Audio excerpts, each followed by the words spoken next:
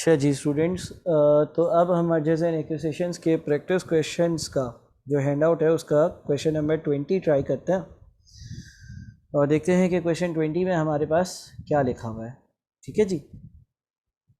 अच्छा जी, बोलता है कि calculations of propose number of shares और revise question number 10 and 11 before attempting this question to get familiar with the scenario. हमने जो शुरू के क्वेश्चन है ना उसमें एक प्लैटिनम और डायमंड वाला एक सिनेरियो किया था, तो वो रिवाइज कर फिर यहाँ पर आना है। सवाल में लिखा हुआ है platinum wishes to acquire diamond company और the current profit after tax for platinum and diamond are 231 and 58 million. There will be an overall after tax savings and cost of rupees 24 million after P acquires D. Current P ratio of P is 15, D is 19 and after P acquires D it is believed that the new company will be have a PE ratio of 18. ये सारी चीज़ें जो है वो question number 10-11 में भी थी।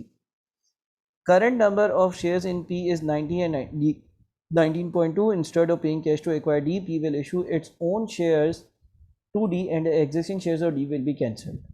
The share exchange ratio will be 7:6, that is 7 new P shares for every 6 D shares. Calculate the current earnings per share of platinum, यानी कि प्लेटिनम की अभी जो अर्निंग्स पर शेयर है उसकी वैल्यू आपको कैलकुलेट कर देनी है। तो स्टार्ट करते हैं हम अपनी वर्किंग्स। जो हमारे पास जो है ना वो करंट अर्निंग्स पर शेयर ऑफ प्लेटिनम की करंट अर्निंग्स पर शेयर कैसे आएगी। प्लेटिनम की 231 की अर्निंग्स है और प्लेटिनम के करंट नंबर ऑफ शेयर्स जो हैं वो कितने हैं, 90 हैं। सवाल के डेटा में लिखा हुआ है, तो इस हिसाब से हमारा जो आंसर बनेगा वो बनेगा 231 डिवाइडेड बाय 90 यानी कि 2.5667। ठीक है जी। अच्छा, उसके बाद है current market value of platinum shares. Platinum के शेयर्स की जो करंट मार्केट वैल्यू है वो क्या होगी। तो जो अगली रिक्वायरमेंट है ना, अगली रिक्वायरमेंट क्या है, calculate the current before acquisition market value of one platinum share. तो current market value of platinum share अगर मुझे कैलकुलेट करनी हो तो अर्निंग्स पर शेयर मेरे पास मौजूद है, इसको मैं पीई रेशो से मल्टीप्लाई कर दूंगा और जो करंट पीई रेशो है वो 15 का है ना। तो 2.5667 मल्टीप्लाइड बाई 15 38.5 ये करंट मार्केट वैल्यू है। अगला है calculate the new number of shares to be issued to the share holders and the total number of shares in the new company. New shares to be issued, जो नए shares issue होंगे वो कितने होंगे। जो शेयर एक्सचेंज रेशियो है वो है that is 7 new P shares for every 6 D shares. तो डी के जो करंट नंबर ऑफ शेयर्स हैं विच इज़ 19.2, इसको आप डिवाइड कर दोगे 6 से और मल्टीप्लाई कर दोगे 7 से। 19.2 को डिवाइड कर दोगे 6 से, मल्टीप्लाई कर दोगे 7 से। ये हमने क्वेश्चन 10-11 में भी किया है, 22.4 हो गया। जो एग्जिस्टिंग शेयर्स हैं जो अभी शेयर्स हैं वो है 90। और अगर हम बात करेंगे टोटल नंबर ऑफ शेयर्स की, तो टोटल नंबर ऑफ शेयर्स जो हो जाएंगे वो 22.4 और 90 यानी कि 112.4 हो जाएंगे नई कंपनी के टोटल नंबर ऑफ शेयर्स। ठीक है जी। इसके बाद क्या लिखता है, लिखता है calculate the total value of the proposed bid based on Platinum's current share price. Platinum की जो करंट शेयर प्राइस है उसके हिसाब से अगर हम एक बिड करें तो वो कितनी होनी चाहिए। देखिए, अगर हम करंट जो शेयर्स हैं प्लैटिनम के उसके हिसाब से बिड करें, calculate the total value of the propose bid based on Platinum's current share price. Platinum के करंट शेयर प्राइस के हिसाब से अगर मैं इस कंपनी को ख़रीदने जाऊँ, देखिए एग्जिस्टिंग प्लैटिनम का एक शेयर जो है ना वो 38.5 का, ठीक है।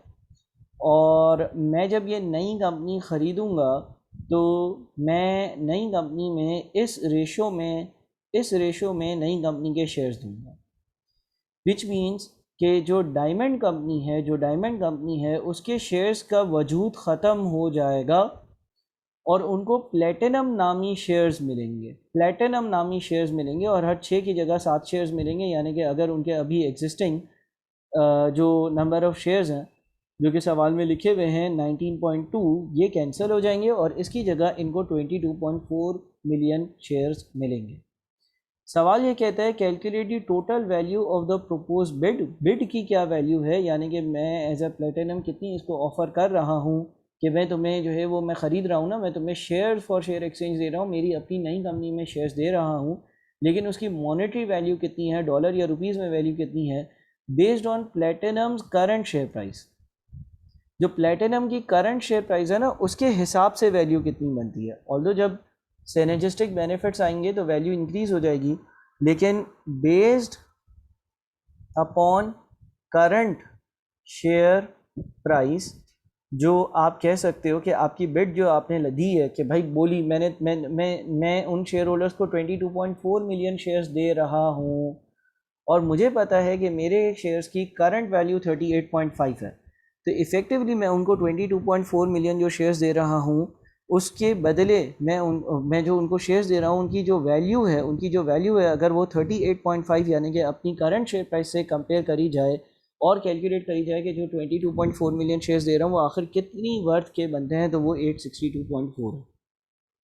लेकिन ज़ाहिर है जब दोनों कंपनीज मर्ज होंगी तो कुछ सिनर्जी के बेनिफिट्स होंगे, जब सिनर्जी के बेनिफिट्स होंगे तो उन शेयर्स की वैल्यू 38.5 नहीं रहेगी। फिर बोलता है calculate the market value of existing companies and the new companies. Existing companies है उनकी क्या मार्केट वैल्यू है और नई कंपनी की जो मार्केट वैल्यू होगी वो क्या होगी। सबसे पहले देखते हैं न्यू कंपनी की क्या मार्केट वैल्यू होगी। जब हम न्यू कंपनी की मार्केट वैल्यू की बात करते हैं तो न्यू कंपनी में 231 मिलियन का जो प्रॉफिट आफ्टर टैक्स है वो भी होगा, 58 मिलियन का जो प्रॉफिट आफ्टर टैक्स है वो भी होगा, और सिनर्जी के जो बेनिफिट्स है 24 के वो भी होंगे। ये टोटल अर्निंग्स हो गई। इनको हम EPS से मल्टीप्लाई PE रेशियो से मल्टीप्लाई करते हैं। नई कंपनी का PE रेशियो जो है वो 18 होगा। तो तीनों अर्निंग्स को ऐड कर 18 से मल्टीप्लाई किया, 5634 नई वाली कंपनी की जो है वह वैल्यू होगी। एग्जिस्टिंग P की क्या वैल्यू होगी और एग्जिस्टिंग D की क्या वैल्यू होगी, अब ये देखते हैं।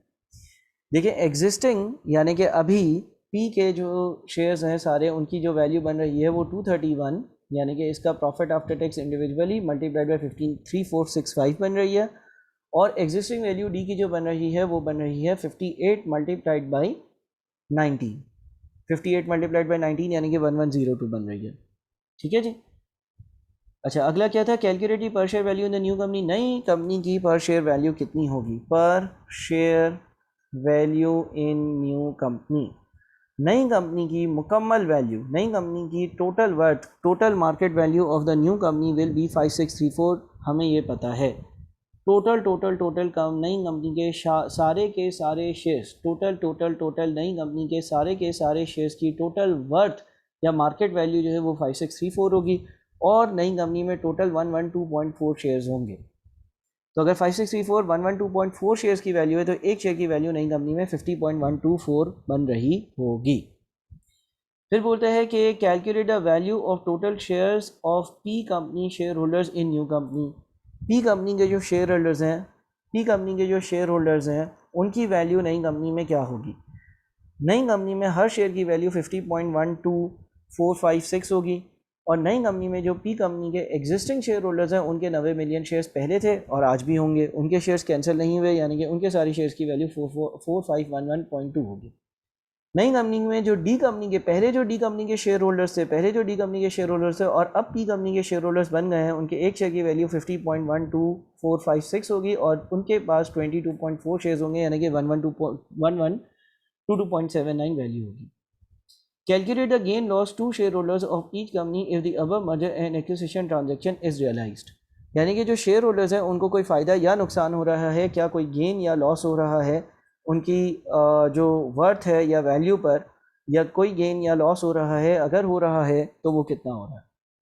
देखिए हमारे पास 3 कॉलम्स हम बना लेते हैं, P, B और टोटल, ठीक है ना, और हम लिखते हैं पोस्ट एक्विजिशन वैल्यू। देखिए एक्विजिशन के बाद जो P कंपनी के पहले भी शेयर होल्डर्स थे और आज भी P ही कंपनी के शेयर होल्डर्स हैं। देखिए ये वो लोग हैं जो आज से पहले भी P कंपनी के शेयर होल्डर्स कहलाते थे और आज भी P कंपनी के शेयर होल्डर्स कहलाते हैं, और एक वो लोग हैं जो पहले D कंपनी के शेयर होल्डर्स थे, उनके शेयर्स कैंसिल कर उनको अब P कंपनी के शेयर्स दे दिए। पोस्ट एक्विजिशन यानी कि एक्विजिशन के बाद जो पी कंपनी के शेयर होल्डर्स हैं, जो पहले भी पी कंपनी के शेयर होल्डर्स हैं, आज भी पी कंपनी के शेयर होल्डर्स हैं, उनके टोटल शेयर्स की वैल्यू 4511.21 बन रही है। पोस्ट एक्विजिशन वैल्यू उन शेयर होल्डर्स की जो पहले डी कंपनी के शेयर होल्डर्स थे, अब पी कंपनी के शेयर होल्डर्स हैं, उनकी वर्थ या वैल्यू हमने 1122.79 कैलकुलेट करी है। प्री एक्विजिशन, एक्विजिशन से पहले इनकी कितनी वर्थ या वैल्यू थी? प्री एक्विजिशन, एक्विजिशन से पहले इनकी वर्थ या वैल्यू कितनी थी? अब ये देखते हैं। प्री एक्विजिशन जो पी कंपनी के शेयर होल्डर्स थे, उनके पास जो टोटल नंबर ऑफ शेयर्स थे, उनकी सब की वैल्यू जो है वो 3465 थी एग्जिस्टिंग। और जो डी कंपनी के शेयर होल्डर्स हैं, उनकी इस ट्रांजैक्शन से पहले सारे शेयर्स की वैल्यू 1102 थी। तो इसका मतलब ये हुआ कि क्या कोई गेन या लॉस है? गेन या लॉस इन वर्थ है। पी कंपनी के शेयर होल्डर्स के सारे शेयर्स की अब वर्थ 4511.21 है, पहले जो है वो 3465 थी, यानी कि 1046 से इंक्रीज़ हुई है। डी कंपनी के शेयर होल्डर्स के अब सारे शेयर्स की जो भी उनको नई कंपनी में शेयर्स मिले, जो अब उनके राइट बनता है, उसके सारे शेयर्स की वैल्यू 1122.79 है और पहले इनकी वैल्यू 1102 थी, यानी कि इनको भी गेन हुआ है, दोनों को ही गेन हुआ। इन टोटलिटी में पोस्ट एक्विजिशन नई कंपनी की वैल्यू 5634 है, ठीक है, इन दोनों से मैच करेगी एडिशन से। और प्री एक्विजिशन वैल्यू जो थी वो 4567 थी, और जो गेन या इंक्रीमेंट है या सिनर्जी की वजह से फ़ायदा है वो 1067 है, जिसमें से ये इक्वली इन दोनों ने, इक्वली नहीं, इस रेशो में या इस अमाउंट में एक दूसरे ने बांटा है, शेयर किया। ठीक है, इस सवाल को आराम से अच्छे से देखें, कॉपी करें, समझें और फिर आगे बढ़ें। Thank you.